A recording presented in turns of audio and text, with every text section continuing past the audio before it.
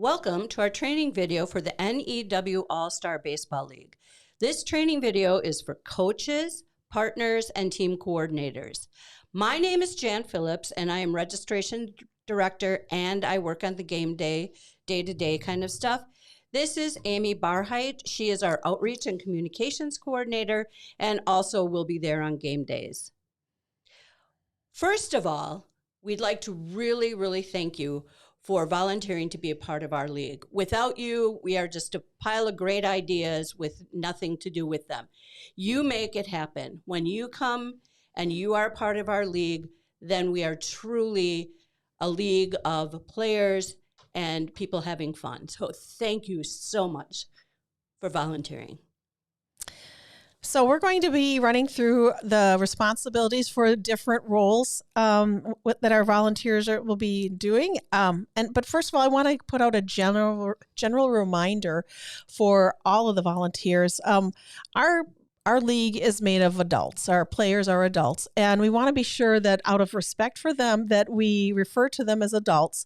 It's very easy to refer to them as kids, especially for parents who are volunteering. It just comes naturally. We talk about our kids, but they're at the baseball field. We want to call them adults. We want to refer to them as players or athletes, but not kids. So I appreciate your effort in making that a priority.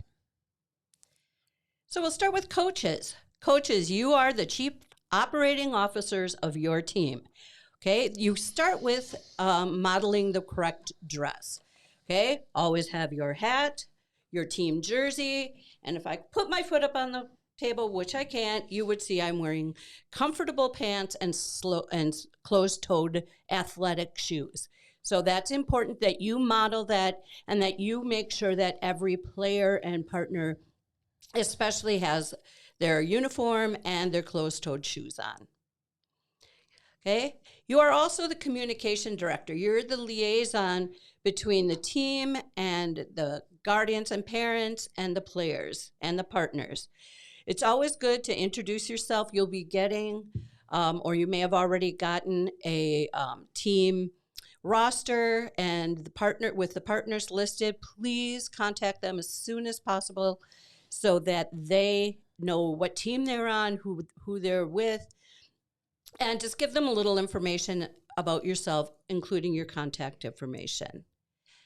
It's always good, too, to have a weekly email, maybe on Tuesday or Wednesday after our games, kind of a positive, you guys did great. I love the way you supported each other. We're such a great team. And then give them information on the upcoming game, what time it is, if there's any special thing going on for that game. And then make sure you let them know that they need to contact you if they are not going to be attending so that you can plan.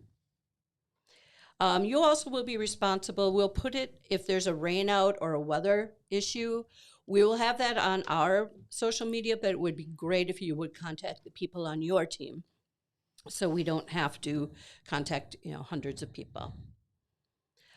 You are also the head motivation officer. You set the tone in that dugout. You should be cheering. You should be high-fiving. You should be making sure everybody is having a great time. On the field, whatever you need to do. Throwing balls around, make sure everybody is getting involved. So, just make it fun for everybody. It should be an awesome thing. A pregame and post-game ritual, where you give a cheer and begin and end with a team talk would be great. Your other big thing is you're the human resources coordinator. So you will have a team coordinator, partners, and the coaches together. You need to assign roles to everybody else, okay? And we'll talk a little bit more about those roles later, but making sure you have a batting order for the announcer. That's your responsibility. And anything that you switch up between first and second inning, you need to make sure the announcer knows that so he gets the right name with the right player. You should have somebody calling out the batting order, making sure that things are going smooth in the dugout, somebody to grab the bats after each batter, assist with helmets, that kind of thing. And from time to time, you will be asked to pitch for your team. I would spend some of this off season practicing your evasive ball avoidance techniques because there can be some uh, contacts with the ball and the pitcher. So you might want to do a little evasive maneuver training.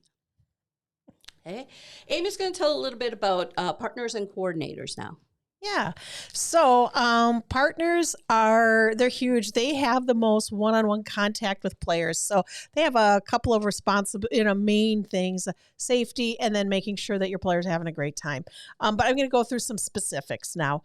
So partners, we need you to arrive a minimum of 10 minutes prior to the start of the game. 15 is better. It's a good time to make sure that everybody is there and ready to go, and really to develop a little bit of rapport with your player. Really, I can't you can't understate the value of you developing some rapport and friendship with the players that you're working with, as well as the other volunteers. Yeah, we have some players and partners who have been together for years, Yep. and the families are close. So it's really important to make that connection. Yep. And they don't have to come to Christmas, but we do want you to have a very, very positive, connected relationship, and really it'll also get to know better what your player needs as far as assisting them on the field. Another very important responsibility is keeping your player safe at all times. When we have we'll refer to him as a heavy hitter or a big hitter, the announcer will say, "Hey, big hitter," and they'll say, "Partners, eyes open and protect your player." And when that happens, what we want you to do is literally step in front of your player. And we keep telling people this, and every year we see some people who I think they're just a little hesitant, but we literally want you to step in front of your player, because the thing you need to remember is that most of our players have some reduced protective reflexes. They may have reduced focus or mobility issues. May not be able to move in time, and a lot of them have a reduced awareness of danger. So for those reasons, we literally want you to step in front of your player and block them, and then of course protect yourself too. We don't want any volunteers to go down, but that's really important. You're going to be assisting your player as needed. Some players will need hand over hand assistance for batting. Others, your job is to make sure they're up at the plate, and then you're going to step back because if they are a big hitter, they're going to swing, and so then your responsibility is to make sure you don't get hurt. But you're going to get to know that player and what they're like and where their baseball skills are at, and adapt. If you have any questions about how to assist your player, those are things to talk to the coach about. The coaches will know most of the players, and also to talk to their caregiver or guardian at that first game to get a better idea of how much assistance they'll need. And then you're going to be surrounded by a lot of people who've been doing this for years, and they'll be happy to mentor you or make suggestions. We need you to show up for every game. If you are, for some reason, not able to make a game, please contact your coach as soon as you know the date that you're going to miss, because they need to make some other arrangements. We need you to attend training, which if you're watching this, you're doing it. This will count as training for you, but we need you to, make sure that you know what's going on. If after this training video you have questions, you can contact Jan or me, and you can contact your coach once you know who that person is. And of course, when you arrive at the field, questions, please just ask. You need to know. You'll be able to find Amy and I. We have very, very bright yellow shirts. So yes, if you have a question, look for the people in the yellow shirts. Yes. And actually I've ordered some yellow hats. Oh, so that it's, so we will. So we'll look like little rays of sunshine. Yeah. Anyway. Neon sunshine. Yeah, you won't miss us. You may be blinded. Okay, so properly dressed. And as Jan already talked about it with the coaches, but you need to wear your volunteer shirt, which you will get from us. You will need to have closed-toed, comfortable shoes with and no open backs, no sandals or Crocs or anything like that. That just won't work. You need to be ready to, be active. Also, at the end of the game, we need you to connect your player with their family, their guardian, if they have one. We do have a few players who are completely independent, and they are free to go. But if you have someone who has a guardian in attendance at the game, please make sure that they connect with them before you take off. We don't want anybody to go missing. Another important thing, provide enthusiasm and encouragement for your player and the other players too. You can, it's a team. You don't have to only talk to your player. Have some fun out there. Please let, if there's anything that comes up where there's any conflict or questions or concerns with the family as you're communicating each week at the field, let us know. We just want to know, make sure that if there's any concerns, we get those resolved.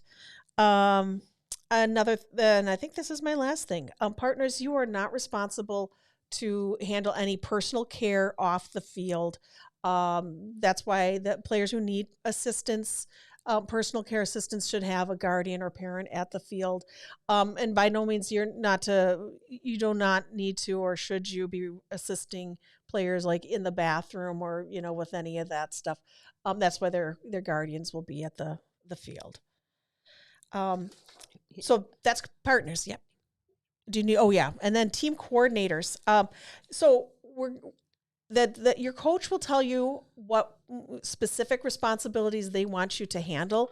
But basically you're going to be the traffic director in the dugout. But these responsibilities may include, but not be limited to, checking in players and partners and, as they arrive at the game. So we know before the start of the game who we have and that everybody's set. You may be calling out the batting order, to make sure that the players and partners are queued up and ready to go so we can move through smoothly. Gathering bats after a player has done their batting, and just general traffic directing in the dugout. Again, your coach will tell you more specifically once you get there on game day, what specific things he or she would like you to help with. Yeah, those dugouts get pretty tight because there are a lot of people in a dugout. Yep. With all the volunteers and players and coaches. So, yep. So keeping everybody safe is important. Yep. I was thinking, one other thing I want to mention. We have a big list of league rules, and I'm not going to go through them right now, but you will receive a copy of them via email. And it's important that you kind of just skim through that, make sure you know these things. It'll help you. You just need to know. Find out now and before there's a problem. They're not bad rules. You'll go like, yep. But we just want to make sure. Pretty common sense. It is, but sometimes we have to spell that stuff out. So, if after this training video you have any questions or concerns, please contact us at our email, newallstars@gbcc.me. Thank you. All right. We did it. Yeah. Hey. Good to have you in the league. She let me. Yeah. All right. Thanks again. Take care. See you at the ballpark.